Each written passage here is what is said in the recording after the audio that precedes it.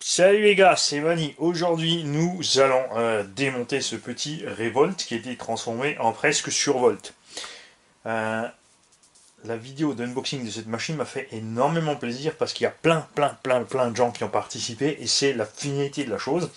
Je veux que cette chaîne fonctionne comme ça, que tout le monde y mette son grain de sel, content ou pas. Et je le répéterai aussi à chaque fois, toujours dans le respect. Et là, ça a marché à merveille. La différence entre le Revolt, donc brushed et le Survolt qui est brushless, c'est pas seulement le combo, c'est l'absence aussi de barre stabilisatrice, comme l'a fait remarquer quelqu'un. Sur cet engin, on a déjà, il est quasi neuf, hein, il n'y a plus d'huile dans les suspensions avant, donc ça veut dire que ça fuit d'origine sortie du carton, pas terrible. On a aussi, à moins que c'est moi qui ai la berlue, attends, je vais reculer, voilà, tu vois bien. Regarde, si je lève l'avant de la voiture, ce qui se passe. Il y a la roue avant droite qui se décolle du sol avant la gauche. Ça veut dire que le chemin de suspension est plus long de ce côté que de celui-là. On va démonter les amortos, voir ce qui se passe. On a aussi énormément de jeux ici sur les têtes d'amortos. Les simples petits pivots ici sont en plastique. La tourelle est flexible, ça c'est bien, ça évitera de casser trop vite, mais on a quand même certains abonnés qui ont eu de la casse avec. Ces petits jeux partout, après c'est pas très grave. Hein. Vous avez vu le shrapnel. Je suis pas un mania des gros jeux. Ça reste un engin miniature pour le loisir. Enfin, et même de toute façon, même en compète, ça fera la même chose. Vous verrez, pour ceux qui sont persuadés qu'il faut absolument en tout terrain régler tout à la perfection les trains, regardez voir une vidéo avec une caméra embarquée sur un buggy, sur un circuit pro. Vous allez voir qu'il n'y a pas un moment où les roues, les pneus, les jantes restent droites. Ça se déglingue dans tous les sens sans arrêt. Déjà, les jantes sont flexibles et tout, donc voilà. Il faut grosso merdo avoir un réglage des trains pour que le véhicule aille droit et qu'on ait une répartition égale de la motricité, mais ça s'arrête là. Ensuite, il a de l'ouverture positive. Hein.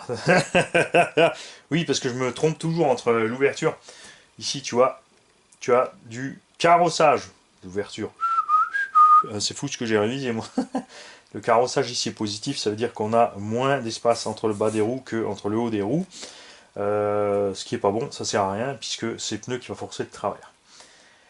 On a ça, c'est l'utilisateur qui l'a fait. Il a donc monté son petit combo brushless. Aucun jeu, pignon, couronne. Ça, c'est mauvais, ça siffle, ça use de l'énergie pour rien. On a le bouton on-off qui s'est décollé, puisque quand on les colle avec les doubles faces, il faut impérativement mettre un petit coup d'alcool sur la surface sur laquelle vous voulez coller pour éviter que ça se balade. Il y a autre chose, je ne sais pas si c'est d'origine. On a ici la batterie qui est vissée. Alors, je ne sais pas si c'est d'origine ou si d'origine il y a des espèces de molettes ou des circlips. Je compte sur les utilisateurs pour me le dire. Ce que je constate par contre, c'est que c'est un engin Obitech d'origine avec une batterie Obitech d'origine. Et la batterie en fait se déplace de gauche à droite. Et quand tu es prêt, en fait, si tu regardes, la batterie va toucher la couronne. Ça, par contre, ça me plaît pas. T'as réellement la batterie qui va aller frotter la couronne et ça, c'est entièrement avec du matos d'origine. Ça, c'est très mauvais puisque ça veut dire que la couronne va bouffer la batterie. Bon, ça va pas bouffer trop loin non plus parce qu'il y a des butées, mais ils auraient dû prévoir en fait sur ces butées là, ce qu'on va faire, c'est qu'on va lui mettre tout simplement des petits manchons caoutchouc collés pour augmenter le diamètre de la butée, puisque c'est une butée cylindrique, pour laisser la batterie pousser de côté. Et on va ensemble ouvrir cette machine. On va commencer par les amortos avant. Donc c'est facile.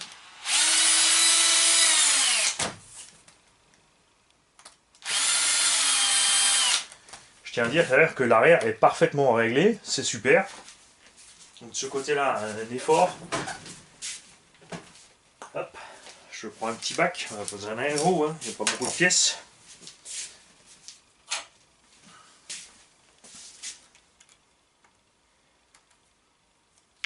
Voilà, déjà, donc il y a un exemple typique de tous ces trucs en plastique, c'est que là, tu vois, tu veux desserrer, il y a tout qui tourne avec. Ça veut dire que la partie du cavalier ici, ça se visse avec la vis. Normalement, c'est censé être monté serré. Si ça commence à avoir du jeu ici dans la tourelle, tu risques de déchirer ta tourelle. Donc déjà, ça, faut le serrer. Tu peux pas serrer fort parce que ça reste du plastique. Mais normalement, une fois que c'est bien serré, ça bouge plus.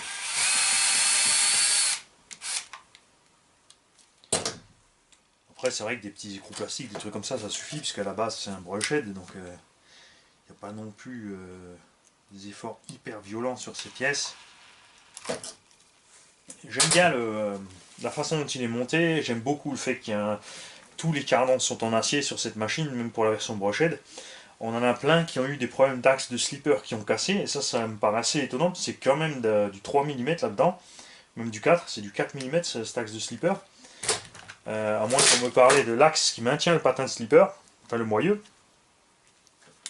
Mais revenons à nos suspensions. Et c'est Mani qui a la berlue. Nous avons donc deux amortos qui ont parfaitement la même longueur. N'est-ce pas?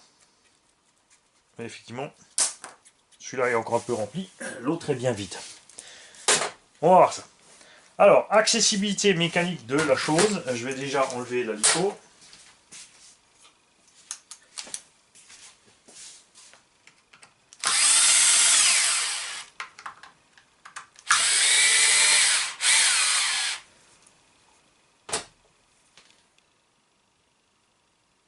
Ah, ok. Vu. Il y a un truc bizarre, à mon avis. Cette molette vient dessus et permet en fait de dévisser à la main le système. Tu vois, ça, Métavic, ça vient au-dessus. Donc, soit la vis est entière avec la molette, soit en fait tu as un goujon. Donc, il faut voir si ça a été modifié ou quelque chose. Puisqu'à la base, c'était peut-être comme ça prévu pour la batterie NIMH. Donc, forcément, ces molettes étaient de l'autre côté. C'est donc là aussi, je pense, une erreur de l'utilisateur. Utilisateur, je t'invite à me dire si c'est toi qui as fait ça ou pas. C'est une erreur, il n'y a rien de méchant là-dedans. Hein. On a tous débuté quelque part. Je vous raconte pas tout ce que j'avais fait comme misère sur mon petit grasshopper quand j'ai commencé la RC. Hein.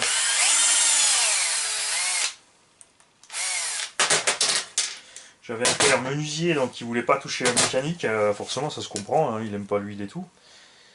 C'est clair qu'il allait pas mettre ses doigts là-dedans. Alors, ouais, je pense qu'à priori, a fortiori, ça doit être de l'autre sens. Et en fait, tu desserres à la main ces petits ergots pour sortir ta lipo. Parce que sinon, là, tu es chaque fois bon pour sortir la visseuse, pour mettre la lipo, et ça me paraît louche. Alors, on a 2-3 petites traces ici sur la lipo, rien de méchant, donc elle n'est pas allée frotter méchamment la couronne. On a vraiment un jeu trop minime ici, donc ça, c'est quelque chose qu'on va régler. Ce qui est bien, c'est que c'est du module 0.8, donc déjà, c'est gros. Pignon en bronze qui va se bouffer assez vite d'un autre côté. Un pignon, c'est pas très cher, donc c'est plus simple de changer les pignons que de mettre des pignons trop durs ici et de bouffer les couronnes en plastique. La suspension a un angle qui peut être vachement grand. Ça, c'est sympa. C'est-à-dire que ce petit machin a pas mal de capacité sur le débattement. On est donc largement ici à l'intérieur avec les noix de cardan et les cardans. Là aussi, on a les mêmes critiques que sur les 1/8. Noix de cardan et cardans qui se bouffent très vite. On a ici énormément de jeu ici au niveau des cardans et dans le diff. Ça, c'est normal. Rien de méchant. Voilà. Donc, accessibilité du diff, on va, par exemple, l'arrière. L'avant, ça sera pareil. Il y a juste la petite platine en plus à enlever et encore. Pour accéder à un diff ici, c'est simple. Tu enlèves les deux vis ici de la platine supérieure, mais pas uniquement.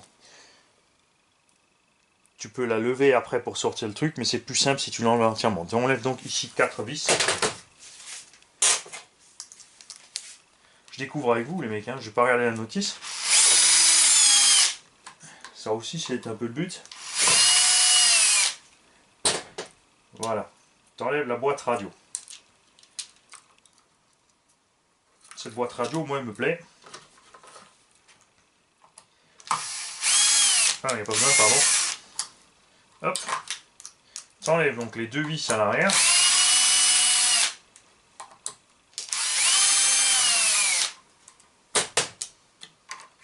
T'enlèves ton renfort. T'enlèves l'aileron. Ça aussi j'aime bien, aileron en lexan. Après avoir la solidité de la chose, il est déjà déchiré. Alors que de toute façon l'utilisateur n'est clairement pas violent avec sa machine. C'est un peu dommage quand ils font des ailerons lexan, il faut qu'ils soient solides. Il faut vraiment ou bien flexible pour éviter la casse. Et après, il te reste tout simplement 6 vis à ôter pour réussir à lever le carter de diff.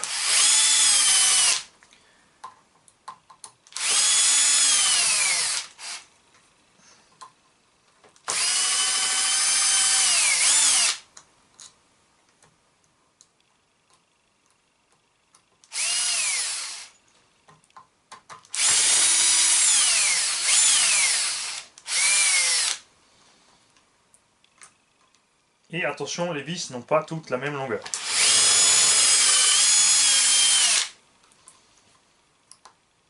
Par contre, la visserie, je dois dire, est de bonne qualité. C'est de l'acier bruni, donc ça ne va pas rouiller trop vite en cas de flotte. Et les empreintes sont bien faites aussi.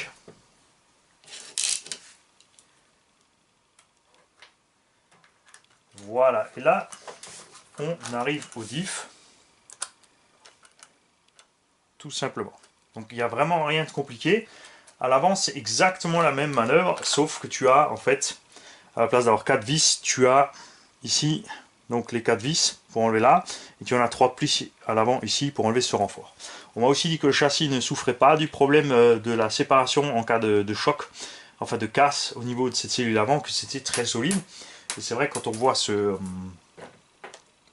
support avant, là, ce renfort, on se rend compte qu'ils ont bien pensé cette chose. On a déjà, ça c'est bien aussi, les roulements, il allait se promener, on va le chercher tout à l'heure, qui s'enlèvent par-dessus les noix. Ça j'aime bien. C'est des roulements double Z. On aurait bien aimé ici des roulements étanches. Après le double Z fait très bien le travail. Ah, ça par contre, j'aime moins. Les diffs ont des toutes petites vis. Et normalement ce diff ici à l'intérieur n'a que 2 satellites. Sur le brushed ça passe, sur le brushless je trouve ça moins bien.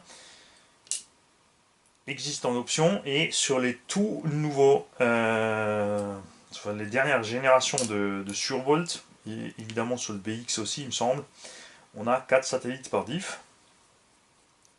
Point de vue dimension des éléments pour du indice, ça colle bien aussi.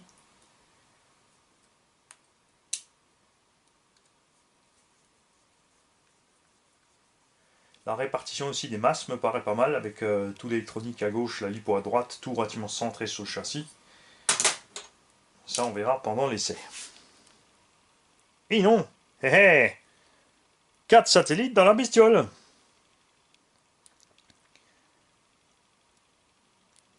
Et là vous allez me dire, c'est peut-être l'utilisateur qui l'a mis. Eh ben non, parce que sinon il ne me l'aurait pas envoyé pour la réviser.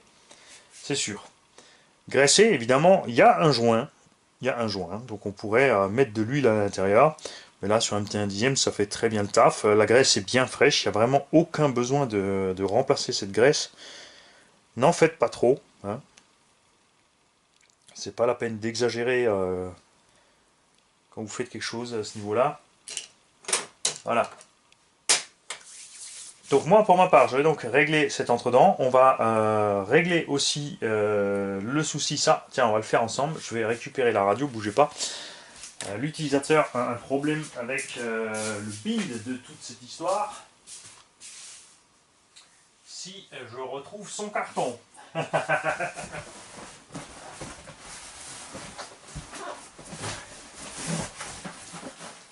Voilà, j'arrive. Me revoilà. Oh, puis c'est bien, pour l'instant, vous pouvez contempler les machines. Et oui, je suis au courant, il manque un X-Max. Il y en a encore un qui est démonté à côté, ils sont pas encore tous revenus. Alors, la radio Connect. Goul RC. De pas super qualité. Beaucoup de gens ont eu des soucis de potentiomètre avec cette radio. Voilà, je vais te remettre le petit cache. On ne sait même pas pourquoi il est parti d'ailleurs, ce machin.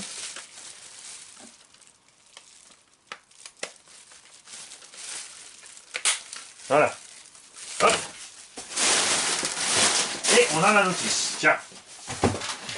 Jetons un coup d'œil ensemble à la notice.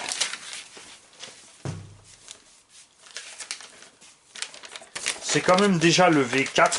C'est pour ça qu'il y a les 4 satellites dans le différentiel de toute évidence. Alors, instruction de sécurité, blabla, blabla, blabla, blabla, blabla. La liste des pièces. Ah, on a un éclaté ici. Voilà. Alors.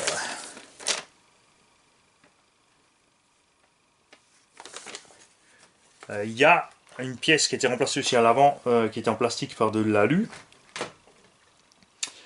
Et il y a 2 pièces qui ont été remplacées par une pièce alu de toute évidence. Ça a été entouré, donc probablement suite à un choc-up. Et effectivement, ce sont des molettes, c'est prévu avec des goujons. Donc nous on va faire ça de cette façon. Ça c'est une chose qui est sûre. Et le diff en détail. Alors on a le slipper en détail, le diff en détail et sur le dessin il n'y a que 2 satellites. Hein, c'est pas rigolo. Le dessin est prévu avec 2 satellites et en option, alors ça me trouve le cul. En fait, vous avez une option avec un satellite à 4, enfin un diff à 4 satellites, un kit de diff complet pignon. Donc tu reçois le diff complet et d'après le dessin avec la cellule. Donc merci aussi à ceux qui ont la machine de me préciser ça, si effectivement on ne reçoit que le kit complet, parce que ça c'est un peu dommage puisque ça veut dire que c'est plus cher aussi. En fait, si tu reçois une cellule complète avec ton diff complet, ou alors c'est parce qu'il y a une modification au niveau du diff qui fait qu'on soit obligé de changer toute la cellule avec.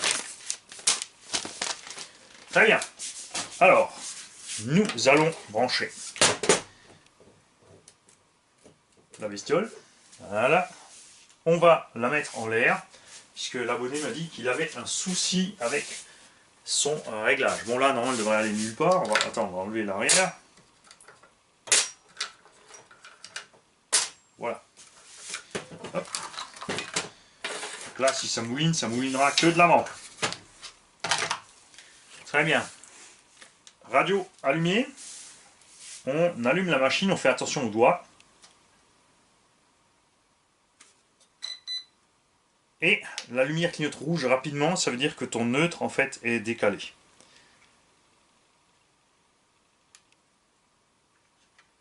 Et ça vient pas que de la radio. Les trims d'ailleurs qui ont aussi pas une butée très claire. Il n'y a même rien qui marche. Ça, c'est rigolo. On a quéquette. Donc là, on n'a même pas de signal en fait.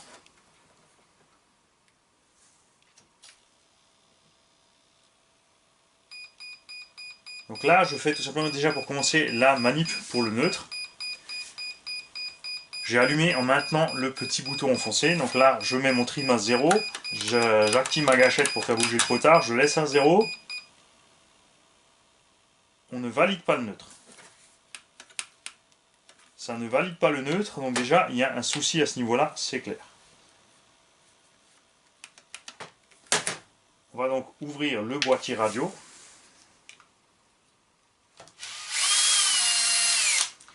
Voir ce qui se passe là-dedans.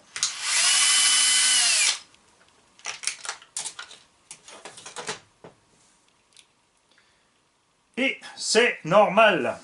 Très cher abonné, tu m'as fait une blague. La voie 1, c'est toujours la direction. Méfiez-vous des récepteurs qui ont 2 voies 1, comme Traxxas par exemple, c'est prévu pour mettre 2 cerveaux. Et toi, tu as branché ton variateur en batterie. Mais en batterie, il n'y a rien, c'est juste la lime, donc c'est normal qu'il n'y a rien. Le vario s'allume puisque lui, il reçoit le jus, mais il ne le donne pas au récepteur avec le signal. Et en plus, tu l'as branché à l'envers. Tu as mis le blanc vers l'extérieur alors que c'est toujours le câble noir qui est à l'extérieur. Le rouge est toujours au centre. Ça évite justement, quand on se trompe, ça ne peut pas court-circuiter le récepteur. Normalement, ça dépend du récepteur. Et le blanc, qui est le signal ou le sémaphore, se met à côté intérieur du récepteur, sur la plupart des récepteurs, faites gaffe. Ensuite, en fermant le boîtier, ici, ça a complètement écrasé aussi le câble de masse de la direction, mais ça devrait aller. Donc ici, déjà, j'ai branché dans le bon port. Je rallume donc le véhicule en maintenant le petit bouton enfoncé. J'attends les bips. Voilà. Parce que ça, c'est un vario Boeing, donc avec ça, vous êtes tranquille un moment. Le moteur, je ne sais pas si c'est au Boeing. Voilà, on a ça. Le potard fonctionne aussi. Gâchette au neutre, trim au neutre. J'appuie un coup. Bip, ça fait le neutre. Je mets plein gaz. Bip, bip, ça fait le plein gaz. Je mets frein à fond ou marche arrière à fond. 3 bips, je relâche 4 bips. Même si tu restes enfoncé, tu as les 4 bips tout de suite, ça veut juste dire qu'il a enregistré le neutre. Et là, il est toujours inactif. Hein, normalement, non, même pas il marche. Parce que normalement, il faut le réteindre et le rallumer pour l'armer. Voilà, 2S, 2S. Et donc, on entend clairement le pignon trop serré, ici. Et en plus, il part en marche arrière. On a ici les câbles qui sont connectés A sur B, déjà. Ici, au moteur, souvent tu as écrit ABC et au vario aussi. Alors ça, c'est un moteur sans capteur. Donc, en fait, de ça, théoriquement, tu t'en fiches, tu peux le mettre comme tu veux. Ça fera juste inverser le sens d'un sens ou de l'autre. Et là, regardez bien ce qui se passe. Si je veux mettre dans le bon sens, ça va marcher dans le bon sens. Si quand tu es dans le bon sens, ça marche dans le mauvais sens. Quand c'est des câbles noirs, c'est pas chiant, tu inverses n'importe lequel des deux. Quand c'est des câbles avec des gaines de couleurs, c'est vrai que c'est moche, puisque tu te retrouves avec les couleurs déphasées. Mais il y a des variateurs où tu es obligé de faire comme ça, par exemple sur les Obao RTR, puisque tu ne peux pas programmer l'inversion du vario. Et ici maintenant, et hop, on est dans le bon sens. Tu vois, ça fonctionne. Je vais donc te graisser tout ça, contrôler tout ça. On va évidemment, comme une démonter l'avant, contrôler le graissage du différent. Parce qu'il y a un tout petit peu de graisse, mais c'est vrai que c'est pas méchant.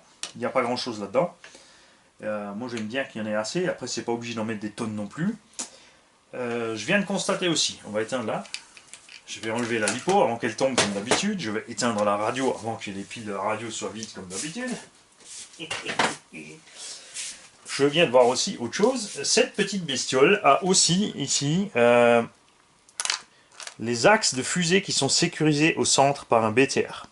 En fait. C'est-à-dire que si ce petit BTR se dessert, bon c'est rare dans le plastique, ça risque pas de t'arriver. Tu as ton axe qui peut se barrer. Et tu peux par contre aussi régler la garde au sol par ici, qui a aussi 2 points d'ancrage pour redescendre la fusée par rapport à la hauteur de caisse. Ça, c'est pas mal du tout. Donc, moi je vous laisse. Je vais préparer cette machine et on se reverra plus tard pour un essai. Petit essai du Revolt BX10 version 4 passé en brushless. Gros problème de cet engin, c'est l'angle de braquage. Ça vient d'une part de la radio, parce que même à fond, avec tu as le rate à fond, en fait la corde ne bouge presque pas. Ça c'est une chose. L'autre truc, c'est que même à fond, de toute façon, ça arrive en butée sur les fusées à gauche, à droite. Ici, il y a un petit ergot qui fait buter sur la direction. Là, donc le plastique ici de la fusée qui vient buter contre et qui de toute façon arrête la direction. Alors on pourrait fraiser ces petites butées, mettre une corde de cerveau plus longue par exemple, c'est la version la plus simple pour monter le débattement sans trop changer, sinon autre cerveau, voire autre radio.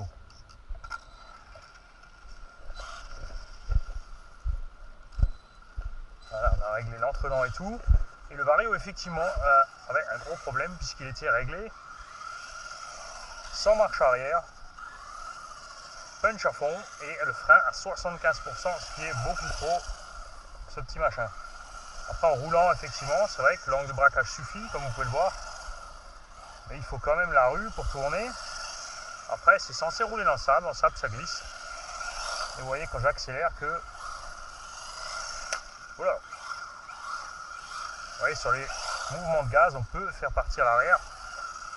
Donc dans tout terrain ça ne posera pas de soucis.